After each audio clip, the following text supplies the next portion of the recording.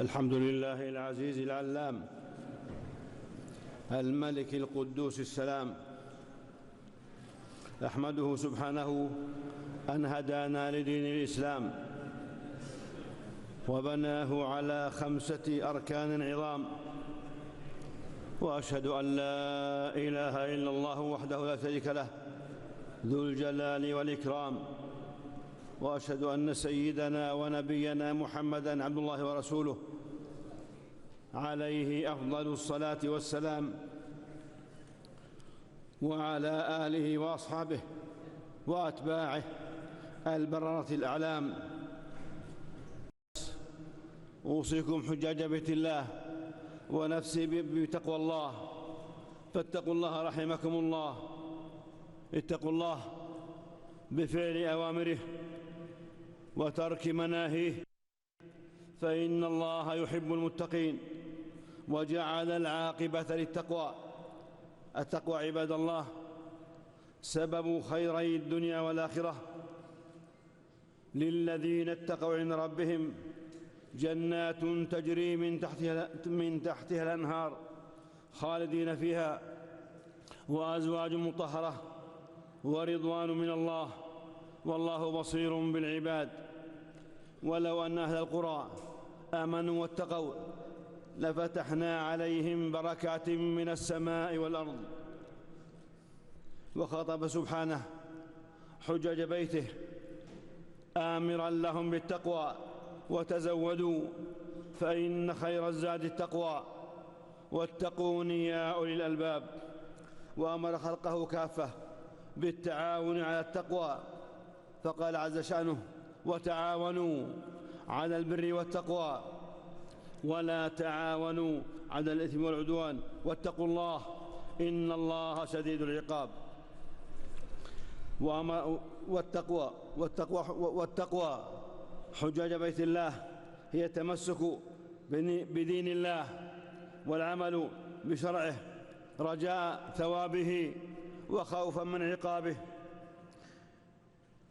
تمسك بدين الله، دينه الذي أكمله في مثل هذا اليوم حينما نزل قوله عز شأنه: اليوم أكملت لكم دينكم وأتممت عليكم نعمتي ورضيت لكم الإسلام دينا.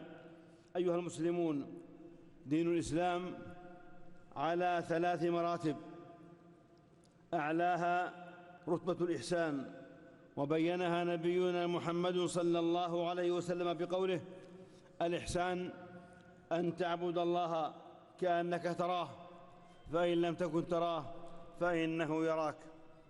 للذين أحسنوا في هذه الدنيا حسنة، ولدار الآخرة خير، ولنعم دار المتقين. وثاني مراتب هذا الدين رتبة الإيمان، والإيمان قول باللسان واعتقاد بالجنان وعمل بالأركان، يزيد بالطاعة وينقص بالعصيان، وهو 70 شعبة. أعلاها قول لا إله إلا الله، وأدناها إماطة الأذى عن الطريق، والحياء شعبة من الإيمان. ومن الإيمان رحمكم الله بر الوالدين، وصلة الأرحام، وقول الصدق، وطيب الكلم، والوفاء بالعقود والعهود، وحسن الخلق. واعبدوا الله ولا تشركوا به شيئا، وبالوالدين إحسانا، وبذي القربى واليتامى والمساكين، والجار ذي القربى والجار الجنوب، والصاحب بالجنب وابن السبيل، وما ملكت أيمانكم، إن الله لا يحب من كان مختالا فخورا. يا أيها الذين آمنوا أوفوا بالعقود. وقل لعبادي يقولوا التي هي أحسن إن الشيطان ينزغ بينهم إن الشيطان كان للإنسان عدوا مبينا. ولا تستوي الحسنة ولا السيئة، ادفع بالتي هي أحسن، فإذا الذي بينك وبينه عداوة كأنه ولي حميم. وما يلقاها إلا الذين صبروا، وما يلقاها إلا ذو حظ عظيم. ومن الإيمان الشكر عند النعماء، والصبر عند البلاء، والتوبة والندم بعد المعصية والجفاء. إنما يوفى الصابرون أجرهم بغير حساب، وإذ تأذن ربكم لئن شكرتم لأزيدنكم وأن استغفروا ربكم ثم توبوا إليه يمتعكم متاعا حسنا إلى أجل مسمى ويؤتي كل ذي فضل فضله. معاشر الحجيج، وأركان الإيمان 6: الإيمان بالله وملائكته وكتبه ورسله واليوم الآخر وبالقدر خيره وشره. ليس البر أن تولوا وجوهكم قبل المشرق والمغرب، ولكن البر من آمن بالله واليوم الآخر والملائكة والكتاب والنبيين. إنا كل شيء خلقناه بقدر، وبالإيمان تحصل النجاة والفوز بخيري الدنيا والآخرة. وعد الله المؤمنين والمؤمنات جنات تجري من تحتها الأنهار خالدين فيها، ومساكن طيبة في جنات عدن، ورضوان من الله أكبر. ذلك هو الفوز العظيم. الذين آمنوا ولم يلبسوا إيمانهم بظلم أولئك لهم الأمن وهم مهتدون. الإيمان بالله عباد الله يتضمن الإيمان به ربا خالقا مدبرا متصفا بالصفات العلى والأسماء الحسنى. إن ربكم الله الذي خلق السماوات والأرض في 6 أيام ثم استوى على العرش يغشي الليل النهار يطلبه حثيثا، والشمس والقمر والنجوم مسخرات بأمره، ألا له الخلق والأمر. تبارك الله رب العالمين. ادعوا ربكم تضرعا وخفية إنه لا يحب المعتدين. ولا تفسدوا في الأرض بعد إصلاحها وادعوه خوفا وطمعا إن رحمة الله قريب من المحسنين. ومن الإيمان بالملائكة. الملائكة الكرام لا يعصون الله ما أمرهم ويفعلون ما يؤمرون، بل عباد مكرمون لا يسبقونه بالقول وهم بأمره يعملون، يسبحون بحمد ربهم ويستغفرون للذين آمنوا، يسبحون بحمد ربهم ويستغفرون لمن في الأرض. والإيمان بما أنزل الله من الكتب من التوراة والإنجيل والزبور وغيرها، وجعل الله القرآن الكريم مهيمنا عليها كلها. قال سبحانه: بسم الله الرحمن الرحيم: لا إله إلا هو الحي القيوم نزل الكتاب بالحق مصدقا لما بين يديه وأنزل التوراة والإنجيل من قبل هدى للناس وأنزل الفرقان وأنزلنا إليك الكتاب بالحق مصدقا لما بين يديه من الكتاب ومهيمنا عليه. والإيمان برسل الله عليهم الصلاة والسلام. آمن الرسول بما أنزل إليه من ربه كلنا آمن بالله وملائكته وكتبه ورسله لا نفرق بين أحد من رسله، ولقد أرسلنا من قبلك رسلا إلى قومهم فجاءهم البينات فانتقمنا من الذين أجرموا وكان حقا علينا نصر المؤمنين. والإيمان باليوم الآخر، يوم القيامة، يوم الجزاء والحساب، وما فيه من الجنة لأولياء الله وما فيه من العذاب والنار لأعداء الله. وللدار الآخرة خير للذين يتقون، أفلا تعقلون. والإيمان بأن الله قدر جميع الوقائع والحوادث ما كان وما يكون في اللوح المحفوظ وشاءها وخلقها، سنة الله في الذين خلوا من قبل، وكان أمر الله قدرا مقدورا. إن الله بالغ أمره قد جعل الله لكل شيء قدرا.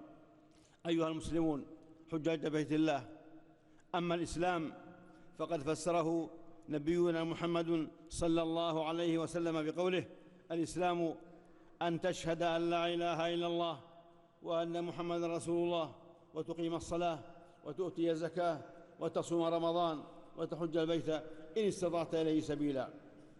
فشهادة أن لا إله إلا الله تتضمن أن العبادة حق الله وحده، لا يصرف شيء منها لغيره سبحانه، ولو كان من الملائكة أو الأنبياء أو الصالحين أو الأولياء. قل الله أعبد مخلصا له ديني. يا أيها الناس اعبدوا ربكم والذين من قبلكم لعلكم تتقون. فلا تدعوا مع الله إلها آخر فتكون من المعذبين. قل يا أهل الكتاب تعالوا إلى كلمة سواء بيننا وبينكم ألا نعبد إلا الله ولا نشرك به شيئا ولا يتخذ بعضنا بعضا أربابا من دون الله، فإن تولوا فقولوا اشهدوا بأننا مسلمون. معاشر المسلمين، وفي تحقيق التوحيد وإخلاص العبادة عزة النفس ورفعتها، فلا ذل إلا لله تعالى، وإن يمسسك الله بضر فلا كاشف له إلا هو، ويردك بخير فلا راد لفضله، يصيب به من يشاء من عباده، وهو الغفور الرحيم. وشهادة أن محمد رسول الله تقتضي طاعته صلى الله عليه وسلم في أمره، وتصديقه في خبره، والسير على طريقته، فلا يعبد الله إلا بما جاء به رسول الله صلى الله عليه وسلم. لقد جاءكم رسول من أنفسكم عزيز عليه ما عنتم حريص عليكم بالمؤمنين رؤوف رحيم. الذين يتبعون الرسول النبي الأمي الذي يجدونه مكتوبا عندهم في التوراة والإنجيل، يأمرهم بالمعروف وينهاهم عن المنكر ويحل لهم الطيبات ويحرم عليهم الخبائث ويضع عنهم إصرهم والأغلال التي كانت عليهم. فالذين آمنوا به وعزروه ونصروه واتبعوا النور الذي أنزل معه أولئك هم المفلحون. فإن تنازعتم في شيء فردوه إلى الله والرسول إن كنتم تؤمنون بالله واليوم الآخر، ذلك خير وأحسن تأويلا. وفي تقرير الرسالة المحمدية ولزوم سنة النبي صلى الله عليه وسلم رفع لما قد يكون من نزاع بين الأمة وتوحيد لمصدر التلقي فيها وسلامة من البدع، وبذا تجتمع النفوس وتتآلف القلوب. معاشر الأحبة، والركن الثاني من أركان الإسلام إقام الصلاة، والصلاة صلة بين العبد وبين ربه، وسبب لنجاته وطريق لاستشعار العبد مراقبة ربه. وفي الصلاة طهارة الظاهر والباطن، الطهارة المعنوية والحسية. وفي صلاة الجماعة ترابط المجتمع ومحبة بعضهم لبعض. حافظوا على الصلوات والصلاة الوسطى وقوموا لله قانتين، قد أفلح المؤمنون الذين هم في صلاتهم خاشعون. وأقم الصلاة طرفي النهار وزلفا من الليل إن الحسنات يذهبن السيئات ذلك ذكرى للذاكرين. ومن أركان الإسلام عباد الله إيتاء الزكاة، وهي دفع جزء من المال معلوم في مصارف محدودة تعود على المجتمع بالنفع، وفيها تطهير للنفوس من البخل والشح والأنانية، وتدريب النفس على البذل والعطاء، وتقوية الصلات الاجتماعية، وربط أفراد المجتمع بعضهم ببعض بما يجلب المحبة ويزرع الألفة ويحقق التكافل الاجتماعي. وأقيموا الصلاة وآتوا الزكاة وما تقدموا لأنفسكم من خير تجدوه عند الله إن الله بما تعملون بصير.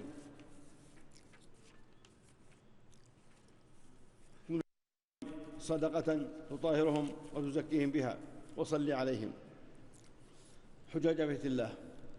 والركن الرابع صوم شهر رمضان، شهر تعويد النفوس على الصبر ومقاومة الشهوات واستشعار حاجة المعدمين، وتربية النفوس للتخلص من العادات السيئة والحد من طغيان الشهوات والتواضع وصحة الأبدان. يا أيها الذين آمنوا كتب عليكم الصيام كما كتب على الذين من قبلكم لعلكم تتقون أياما معدودات. والركن الخامس حج بيت الله الحرام، ولله على الناس حج البيت من استطاع إليه سبيلا. حجاج بيت الله، قد وفقكم الله لحجه وأداء مناسكه، والحج يتضمن التذكير باليوم الآخر وتعظيم الرب وأوامره في النفوس مع قبولها والتسليم والرضا. وفي الحج الانتظام مع الجماعة، وفيه إطعام الطعام وتنظيم الوقت وتوظيفه فيما ينفع. وأتموا الحج والعمرة لله. الحج أشهر معلومات، فمن فرض فيه الحج فلا رفث ولا فسوق ولا جدال في الحج، وما تفعلوا من خير يعلمه الله. معاشر الحجيج، تقبل الله حجكم وجعل حجكم مبرورا وسعيكم مشكورا وذنبكم مغفورا. إنما تريه قيادة المملكة العربية السعودية بلاد الحرمين الشريفين ما تريه من عناية واهتمام بعمارة الحرمين الشريفين والمشاعر المقدسة، وما تقدمه لحجاج بيت الله وعماره وزواره وقاصديه، ممثلة في أجهزتها كافة الخدمية والأمنية من رعاية وعناية فائقين. كل ذلك مكن بفضل الله ومنه أداء مناسك الحج وشعائره بأمن وطمأنينة ويسر. ومن هنا فيجب الالتزام بالأنظمة والتعليمات والتوجيهات المنظمة للحج، وهذا الالتزام جزء من تحقيق مقاصد الشريعة، وهو واجب ديني وأخلاقي وسلوك حضاري يعبر عن روح التعاون والانضباط وسهولة أداء المناسك دون عناء ومشقة. حجاج بيت الله، وقف رسول الله صلى الله عليه وسلم بعرفة بعد أن خطب وصلى الظهر والعصر جمعا وقصرا، وقف حتى غربت الشمس، ثم ذهب إلى مزدلفة فصلى بها جمعا المغرب 3 والعشاء 2، وبات في مزدلفة إلى أن صلى الفجر، فجلس يذكر الله حتى أسفر، ثم ذهب إلى منى فرمى جمرة العقبة ب7 حصيات، ثم نحر هديه وحلق رأسه فتحلل التحلل الأول، ثم ذهب إلى البيت المشرف فطاف حول الكعبة 7 أشواط طواف الإفاضة، ثم عاد إلى منى يبيت بها ويرمي الجمرات في أيام التشريق 3، يرمي في كل يوم 21 حصاة، بدءا من الصغرى ثم الوسطى ويدعو بعدهما، ثم يرمي جمرة العقبة. وأجاز التعجل في يومين. فإذا قضيتم مناسككم فاذكروا الله كذكركم آباءكم أو أشد ذكرا. فمن الناس من يقول ربنا آتنا في الدنيا وما له في الآخرة من خلاق، ومنهم من يقول ربنا آتنا في الدنيا حسنة وفي الآخرة حسنة وقنا عذاب النار. أولئك لهم نصيب مما كسبوا والله سريع الحساب. واذكروا الله في أيام معدودات، فمن تعجل في يومين فلا إثم عليه، ومن تأخر فلا إثم عليه لمن اتقى، واتقوا الله واعلموا أنكم إليه تحشرون. أيها المسلمون حجاج بيت الله، يومكم هذا يوم فاضل يعتق الله فيه الرقاب من النار، ويدعو سبحانه فيباهي الملائكة بأهل الموقف، فأكثروا من الثناء على الله وذكره وشكره ودعائه، فإنكم في موطن من مواطن إجابة الدعاء، وخير الدعاء دعاء يوم عرفة، وقال ربكم ادعوني يستجب لكم، فاجتهدوا بالدعاء وابشروا واملوا. اللهم اغفر ذنوبنا، اللهم اغفر ذنوبنا، اللهم اغفر ذنوبنا، ويسر امورنا، واشرح صدورنا، ونور قلوبنا، واختم بالصالحات اعمالنا واجالنا. اللهم اغفر ذنوبنا ويسر امورنا، واشرح صدورنا، ونور قلوبنا، واختم بالصالحات اعمالنا واجالنا، واصلح ذرياتنا، وادخلنا الجنه، واعذنا من النار.